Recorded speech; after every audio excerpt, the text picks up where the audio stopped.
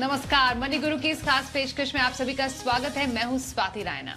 नए निवेश की शुभ शुरुआत करना चाहते हैं तो आज मनी गुरु में हम आपको करेंगे गाइड और बताएंगे कि किन कैटेगरी और किन फंड में निवेश करके आप बना सकते हैं अपना दमदार पोर्टफोलियो। नए साल में नया निवेश कैसे करें, किन चीजों का रखें ध्यान, इन सभी सवालों के जवाब और बेहतरीन फंड बताने के लिए हमारे साथ खास मेहमान हैं। सबसे पहले परिचय करा लेते हैं आनंद राठी वेल्थ लिमिटेड के डेप्यूटी सीईओ फिरोज अजीज फिरोज का स्वागत करते हैं शो में। फिरोज, सबसे पहले दीपावली और नए संवत की बहुत शुभकामनाएं आपको भी। और जब भी दीपावली का जिक्र आता है चेहरे पर मुस्कान तो आती ही है, रौनक तो हर जगह होती ही है। नए निवेश की शुरुआत की भी शुभ शुरुआत के बारे में हम सब सोचते हैं। हम नया संवत है तो जाहिर तौर पर कई लोग चाह रहे होंगे कि अपना पैसा कहीं अच्छी जगह पर लगाएं, लक्ष्मी उनके घर पर आए तो कुछ निवेश की शुरुआत करें।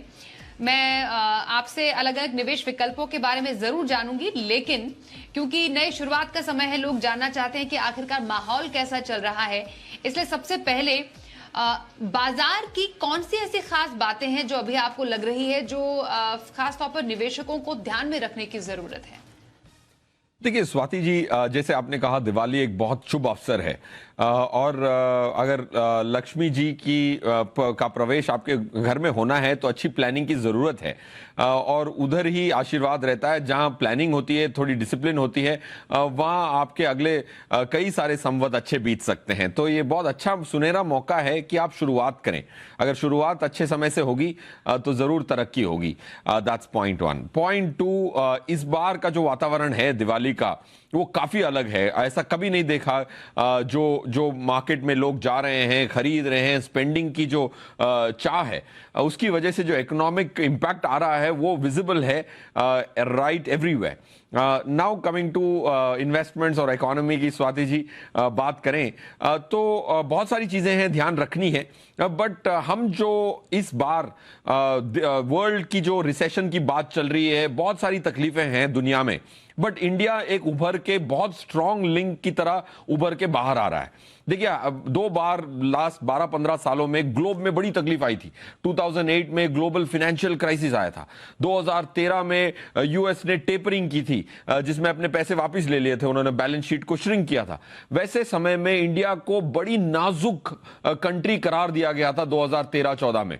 आज जब हम देख रहे हैं विश्व भर में जहां रिसेशन है, महंगाई का बड़ा प्रॉब्लम है, जियोपॉलिटिकल अनसर्टेनिटी है, इंडिया बहुत मजबूत खड़ा है। तो ये इंडिया के लिए बहुत सुनहरा मौका है अपने आप को साबित करने का, और इंडिया ऑलरेडी साबित भी कर रहा है। That's point one. So we stand out clearly Swati ji, unlike in the past. Second, India की जो डोमेस्टिक इकोनॉमी की वजह से और डोमेस्टिक डिमांड की वजह से जो टैक्स कलेक्शन की बढ़त हुई है, 33% की टैक्स कलेक्शन में बढ़त हुई है जीएसटी में। इनडायरेक्ट टैक्सेस भी बढ़े हैं, डायरेक्ट टैक्स भी बढ़े हैं। तो जब वो गवर्नमेंट टैक्स कलेक्ट करती है आपसे, हमसे, समझिए ये बॉटल हमने खरीदा तो इसमें भी टैक्स लगी है, हमें इनडायरेक्ट टैक्स लगी है। ये जो पैसे आते हैं गवर्नमेंट को, जब गवर्नमेंट खर्च करती है तो मल्टीप्लायर इफेक्ट इकोनॉमी में देखने को मिलता है। तो I am very bullish on the economy. गिरने के बावजूद या रिडक्शन की अंदेशे के बावजूद हम 6.8 की जीडीपी की उम्मीद कर रहे हैं जो कि 10 ईयर एवरेज से बेहतर है। तो इकोनॉमी अच्छी है, रुपी थोड़ा डेप्रिशिएट कर रहा है, जाहिर सी बात है। एफआईआई ने बहुत पैसा वापस लेके गए हैं तो उसकी वजह से रुपी डेप्रिसिएशन हुआ है। तीसरी चीज आपको जरूर ध्यान में ये रखनी है कि महंगाई पे थोड़ा ज्यादा ध्यान रखना है, डेट में बहुत सावधानी से कदम रखना है।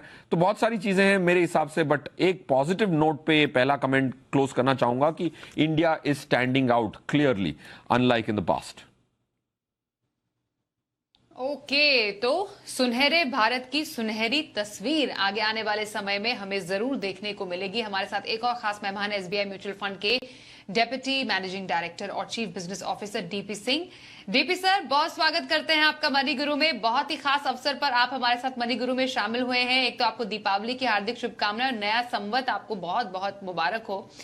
यही हम चर्चा कर रहे थे कि क्या खास है इस बार नए संवत में, कैसे हमारे लिए ये और भी ज्यादा लाभदायक हो सकता है, और बाजार खास तौर पर आपको कैसे लग रहे हैं बाजार आने वाले समय में? अब सबसे पहले तो सबको दिवाली की बहुत बहुत शुभकामनाएं स्वाति जी। और ये बहुत ही बढ़िया मौका है जो फिरोज भाई ने बोला, उसी को आगे ले जाते हुए अगर मैं बात करूं तो जितनी पॉजिटिविटी इस बार देखने को मिल रही है वो शायद पहले कई सालों से हमें नहीं देखने को मिली। और ये जो हम बात करते हैं पेंट अप डिमांड की, या वो भी पीछे हो चुका है, बट जिस तरह से पूरा माहौल देखते हैं, ग्रोथ देखते हैं, इकोनॉमी की सिचुएशन देखते हैं, वर्ल्ड में कैसे भारत को देखा जा रहा है आज की डेट में, तो उसमें सब जगह हमें पॉजिटिव ही नजर आ रहा है। There are definitely some headwinds, जो अनसर्टेनिटीज बनी हुई हैं पूरे विश्व में, उसका तो देखो कुछ सामना करना ही पड़ेगा। परंतु वो स्टैंड आउट वाली बात जो अफरोज भाई ने की, वो तो बिल्कुल ही क्लियर है। We are absolutely standing out and see, उसमें जो स्टैंड आउट वाली पोजीशन का फायदा लेने के लिए उसमें ये है कि हमें बहुत ज्यादा के एकदम से जो बहुत ज्यादा पैसा लगाने वाली बात नहीं है, क्योंकि मार्केट डेफिनेटली एक उस स्तर पे है जहाँ पे वैल्यूएशन थोड़ी महंगी लग रही है। परंतु एट द सेम टाइम हम इसको इग्नोर नहीं कर सकते, कुछ स्टैगर्ड वे में इक्विटी मार्केट में जाना पड़ेगा। बट जब हम देख रहे हैं इक्विटी की तरफ, तो उस वक्त ये भी देखने को मिल रहा है कि डेट की सिचुएशन बहुत बढ़िया हो रही है। आने वाले 3 से 5 साल में डेट भी एक बहुत बढ़िया रिटर्न निवेशक को देने वाला है। तो ओवरऑल अगर देखें तो निवेशकों के हिसाब से चैलेंज भी है, परंतु opportunities are outnumbering the challenges. तो आने वाले टाइम में इस नए संवत में जो आज से कल से स्टार्ट हो रहा है, उसमें मेरे को लगता है कि ये बहुत बढ़िया वर्ष रहेगा for getting very good returns for the investors. Okay, तो फिरोज और डीपी जी, आप दोनों की बात सुन के तो निवेशक काफी ज्यादा राहत महसूस कर रहे होंगे, क्योंकि जितना उथल पुथल हमने बाजार में देखा है उसके बिल्कुल अलग हम एक पॉजिटिव तस्वीर आगे आने वाले समय में बाजार की देखने वाले हैं। तो ये वाकई एक बहुत बड़ा पॉजिटिव स्टेप नए निवेशकों के लिए भी होने वाला है। अब एक नया निवेशक बाजार में पहला कदम रखना चाहता है फिरोज, अब उनको चाहिए अपॉर्चुनिटीज, और अपॉर्चुनिटीज कहां कहां पर हो सकती है मैं आप दोनों से जानना चाहती हूं। सबसे पहले फिरोज आपसे जानेंगे कि कहां पर निवेश सही है। हम देखते हैं पारंपरिक तौर पर हम इक्विटी में, डेट में, रियल एस्टेट में निवेश करने की बात करते हैं, गोल्ड में हम पैसे लगाते हैं, लेकिन कहां पर अभी बेस्ट मौका है निवेश करने का? स्वाति जी, मेरे हिसाब से हम एंसेस्ट्रली इक्विटी को बड़ी कम महत्वपूर्णता देते हैं, जो हमें इस संवत प्रण लेना चाहिए कि हमें उसको बदलाव करना चाहिए।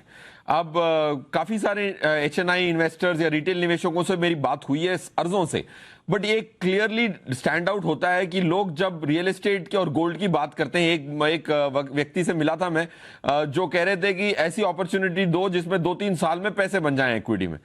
तो मैंने उनसे प्रश्न पूछा, आपने जो घर खरीद के किराए पे दिया वो कब खरीदा था? उन्होंने कहा 22 साल पहले। गोल्ड कब कब कितने साल तक होल्ड करते हैं? वो बोलते हैं सदियों तक, कभी बेचता ही नहीं हो। गोल्ड और रियल एस्टेट को वो 20-25 साल सारी जिंदगी देने के लिए तैयार हैं, बट इक्विटी में बात आती है उनको 3 साल में पैसे बनाने हैं, 2 साल में पैसे बनाने। तो मेरी पहली एक गुजारिश होती है हर नए निवेशक से कि इक्विटी को ऐसे स्टेप चाइल्ड की तरह ना ट्रीट करें, उसको भी उतना ही अवसर दें, उतना ही समय दें जो दूसरी 2 एसेट क्लासेस को आप खुद ही दे रहे हैं। तो दैट्स पॉइंट 1। अगर ये बुनियाद ठीक बन गई तो पैसे बन जाएंगे, ये सबसे इंपॉर्टेंट चीज है, राइट? पौधा लगा के हर दिन निकाल के देखेंगे कि पौधा उगा कि नहीं उगा, तो नहीं उगेगा।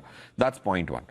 पॉइंट 2, इक्विटी एक बहुत सुनहरा अवसर है इंडिया में, क्योंकि इक्विटी में 10 से 12% निफ्टी की रिटर्न आने की 5-10 सालों की होल्डिंग पीरियड में पर एनम बहुत अच्छी संभावना है, 90%, 85% संभावना है। उसके बाद डीपी सर जैसी asset management company, top asset management company है SBI, उनके जो फंड मैनेजर हैं वो आपको 1-2%, 3% ज्यादा दे देते हैं, तो 13 से 15% की रिटर्न में आपके पैसे 10 सालों में 4 गुना हो जाते हैं कंपाउंडिंग की वजह से। तो लंबी अवधि के लिए लगाने हैं इक्विटी में, आपको एटलीस्ट अपना आधा प्रतिशत पैसा जो भी आपने बचाया हुआ है वो एटलीस्ट 50% लगाएं। ग्लोबली 60-70 भी लगाते हैं। रियल एस्टेट के प्रति हमारे इंडियंस का इतना प्रेम है कि 60-70% हमारा पैसा रियल एस्टेट में। That's point 2। पॉइंट 3, गोल्ड और सिल्वर। अब सिल्वर की भी ETFs चालू हो गई हैं, तो सिल्वर एक अनोखा अवसर है जो आप गोल्ड और सिल्वर में दोनों में डॉलर की एक्सपोजर ले सकते हैं, क्योंकि ये खरीदने से आपको ना सिर्फ रुपी की बट डॉलर की भी एक्सपोजर मिलती है। जो रुपी की वैल्यू घटती है समय से, उसको हेज करने में काम आता है। सिल्वर की भी ETFs चालू हुई हैं, उसमें धीमे धीमे पैसे लगाना is a sensible thing to do. Swati ji, बिल्कुल। और डीपी सर, जब निवेश के मौकों की बात होती है, पोर्टफोलियो प्लानिंग की हम बात करते हैं, इक्विटी भी है, फिक्स्ड इनकम भी है, डेफिनेटली यहाँ पर फिरोज ने गोल्ड की बात की, रियल एस्टेट की बात की। आपकी नजर में एक पोर्टफोलियो में अगर हम फिक्स्ड इनकम को शामिल कर रहे हैं, एक नया निवेशक है, वो करंट मौजूदा बाजार को देखते हुए इक्विटी में निवेश करना चाहते हैं, तो आपको क्या लगता है कौन सी ऐसी कैटेगरीज हैं जो इस वक्त निवेश के लिए बेहतरीन साबित हो सकती हैं? स्वाति जी देखिए, फिरोज ने बात की रियल एस्टेट और गोल्ड की। वो एक व्यक्ति जिसके पास सरप्लस पैसा है, परंतु हिंदुस्तान में एक बहुत बड़ी संख्या, बहुत ज्यादा परिवार जो है ऐसे हैं जिनके पास अभी सरप्लस आना शुरू हुआ है और जिन्होंने अभी तक इन्वेस्टमेंट के नाम पे कुछ किया नहीं है, या अभी तक जो भी कर रहे हैं वो सिर्फ बैंक डिपॉजिट में कर रहे हैं। अगर आज की डेट में मैं देखूं तो जितना बड़ा पैसा आज की डेट में भी निवेशक अपने बैंक डिपॉजिट में या फिक्स कूपन प्रोडक्ट्स में लगा रहे हैं, उनको ये बहुत जरूरी है कि ये पैसे को इक्विटी का एक टेस्ट देना बहुत बहुत जरूरी है। जैसे हम बात करते हैं कि लंबे समय में इक्विटी जो है आपको बहुत ज्यादा रिटर्न दे सकती है। फिरोज ने बात की 13 से 15% की, और मेरे को तो ये लगता है कि अगले 3 से 5 साल में जिस लेवल पे आज की डेट में डेट में यील्ड्स हैं, तो वहां पे भी डबल डिजिट रिटर्न इन्वेस्टर को मिल जाएगा। परंतु इन दोनों का फायदा लेने के लिए मैं पर्सनली इस बात से निजी तौर पे बहुत ज्यादा इस पे विश्वास करता हूं कि किसी भी निवेशक को जो पहली बार इन्वेस्टमेंट की यात्रा शुरू कर रहा है, तो कंजर्वेटिव हाइब्रिड फंड की एक कैटेगरी है जिसमें 75% के करीब डेट में लगता है पैसा और 25% इक्विटी में होता है। उससे क्या होगा कि आपको इक्विटी का एक स्वाद भी मिलेगा और डेट आपकी जो पैसे को थोड़ा सुरक्षित भी ज्यादा रख सकता है। तो अगर हम इस कैटेगरी को देखें तो खर्चे के तौर पे भी इसका एक्सपेंस रेशियो भी थोड़ा कम रहता है, और इसमें अगर हम रिटर्न देखें तो पिछले 3 सालों में एक अच्छा डबल डिजिट का रिटर्न बना है और आने वाले टाइम में भी बनेगा। और 3 साल मैं इसलिए कह रहा हूँ क्योंकि 3 साल से वो डेट कैटेगरी जो है उसमें टैक्स एफिशिएंसी बनती है। असल में तो इसमें हमेशा जो बात पहले कर रहे थे, एक लंबा समय देना चाहिए। तो फिर भी लिक्विडिटी के हिसाब से भी ठीक है कि आपको जब पैसा चाहिए आप निकाल भी सकते हैं। पर ये मैं निजी तौर पे कंजर्वेटिव हाइब्रिड कैटेगरी पे बहुत ज्यादा विश्वास करता हूँ, और मैं हर एक व्यक्ति को जो कि बल्कि रिटायर भी हो रहे हैं, और क्योंकि आज की डेट में लॉन्जिविटी बढ़ गई है, हिंदुस्तानियों की सेहत की सुविधाएं बहुत अच्छी हैं, तो लॉन्जिविटी की वजह से पैसा आपको जो रिटायरमेंट का पैसा वो ज्यादा समय तक यूज करने के लिए थोड़ा सा इक्विटी का तड़का बहुत जरूरी है, और वही आपके पैसे को लंबे समय तक चलाएगा। तो एक तो वो कैटेगरी मैं मानता हूं कि हमें जरूर अपने पोर्टफोलियो में लेके आनी चाहिए। और दूसरा, मैं पर्सनली ये समझता हूं कि आज की डेट में म्यूचुअल फंड्स के पास जितनी कैटेगरीज हैं उनमें हर तरह की बकेट आपके पास अवेलेबल है। अगर आपके पास 3 से 6 महीने का पैसा है उसके लिए भी एक बकेट अवेलेबल है, 1 से 6 महीने से 3 साल तक है तो उसके लिए भी बकेट अवेलेबल है इन द डेट कैटेगरी। और एक जो नई चीज बहुत उभर के सामने आ रही है, जो नई एक कैटेगरी शुरू हुई है, टारगेट मैच्योरिटी फंड, जिसमें आपको मालूम है कि आपका पैसा कितना रिटर्न आपको देगा, उसमें कुछ ज्यादा आपकी अनसर्टिनिटी नहीं है।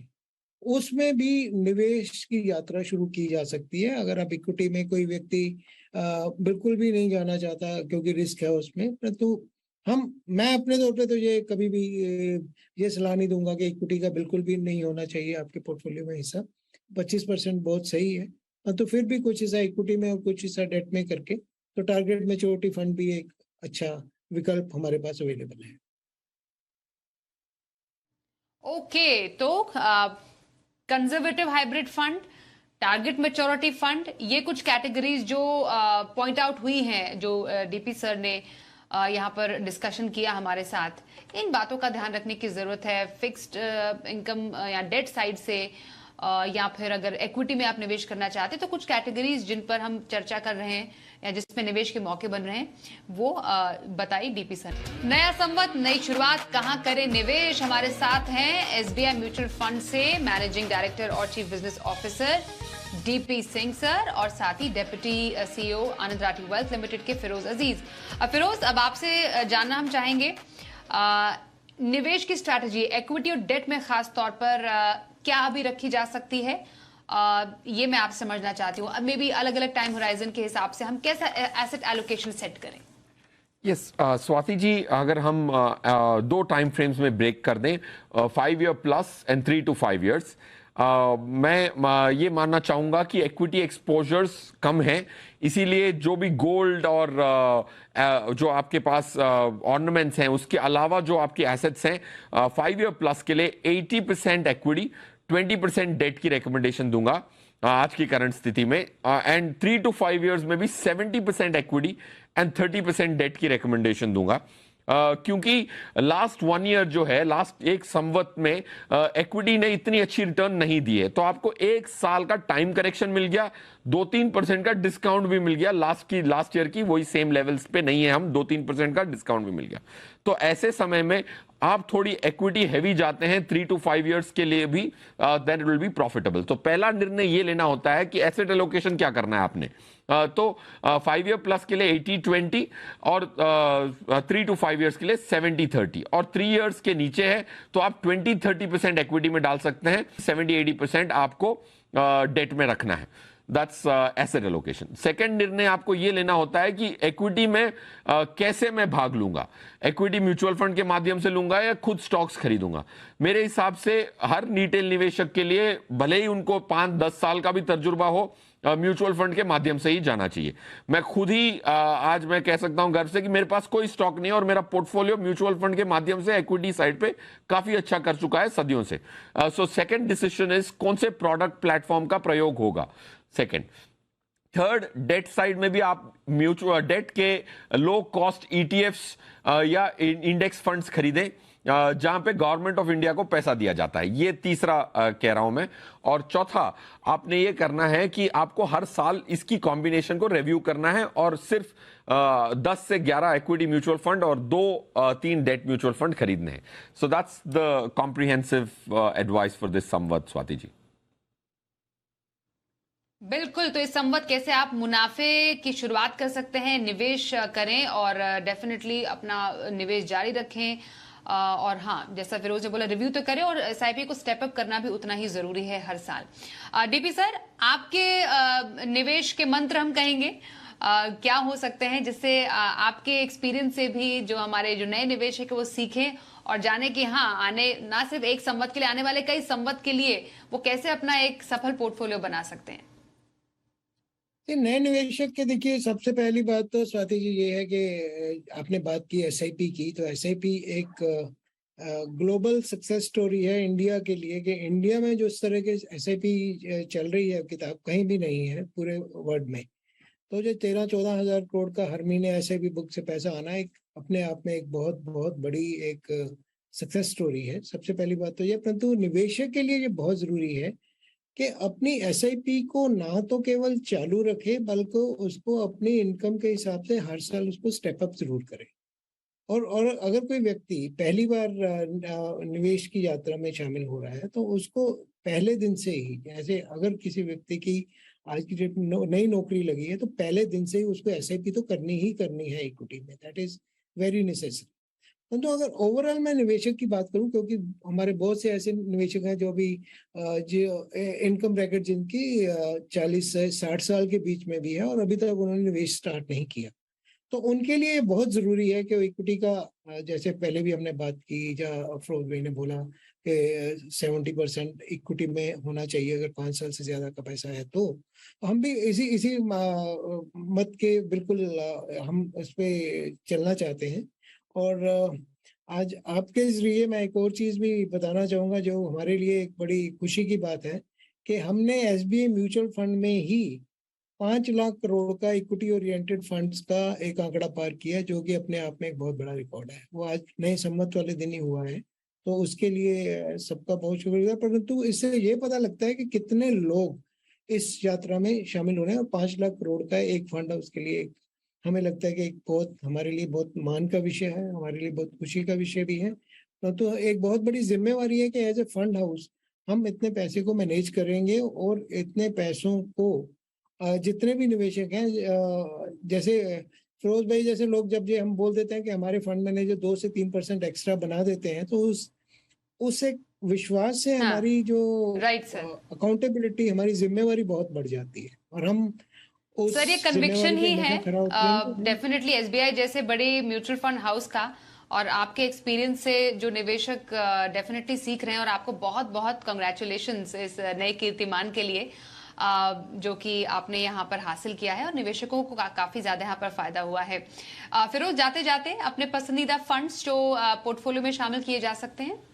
यस स्वाति जी, मैं क्विकली रीड आउट कर दूंगा। अगर हम देखें Aditya Birla small cap, alphabetic order में बोल रहा हूं, Canara Robeco flexi cap, DSP equity opportunities, DSP mid cap, Franklin India blue chip fund, SBI contra, SBI focused equity, HDFC flexi cap, Invesco India multi cap, Kotak emerging equities. ये जो funds मैंने read out किए, कुल मिला के 10 funds मैंने read out किए। ये 10 को अगर आप साथ में खरीदते हैं, माना कि अगर आपकी 2000 रुपए की एसआईपी है तो बिल्कुल नहीं करना है आपने इतने सारे फंड, बट अगर आप एक मुश्त भी निवेश करना चाहते हैं और अपना पोर्टफोलियो बिल्ड करना चाहते हैं, पूरी 10 स्कीम्स एक दूसरे को कॉम्प्लीमेंट करने की क्षमता रखती हैं। एक मात्र फंड हाउस है जिसमें 2 स्कीम्स मैंने रिकमेंड की हैं, बाकी हर स्कीम अलग एसेट मैनेजमेंट कंपनी की है। एसबीआई की 2 स्कीम्स, जाहिर सी बात है 5 लाख करोड़ का लोगों का अगर विश्वास है, लाख करोड़ बहुत बड़े होते हैं। So I think that's why SBI has two and DSP has two, but 8 अलग एसेट मैनेजमेंट कंपनी से स्वाति जी ये इक्विटी पोर्टफोलियो जरूर शुरुआत कर सकते हैं कोई भी नए निवेशक। Swati ji, happy Diwali to you and DP sir and everyone who is watching. बहुत धन्यवाद फिरोज आपका, और डीपी सर आपका भी हमारे साथ इस खास मौके पर आप शामिल हुए मनी गुरु में। एक बार फिर से आप सबको बहुत बहुत शुभकामनाएं, और उम्मीद करते हैं नए संवत के साथ आपके निवेश की भी शुभ शुरुआत हो। और इसी के साथ हमें भी दीजिए इजाजत। मनी गुरु में आज के लिए बस इतना ही।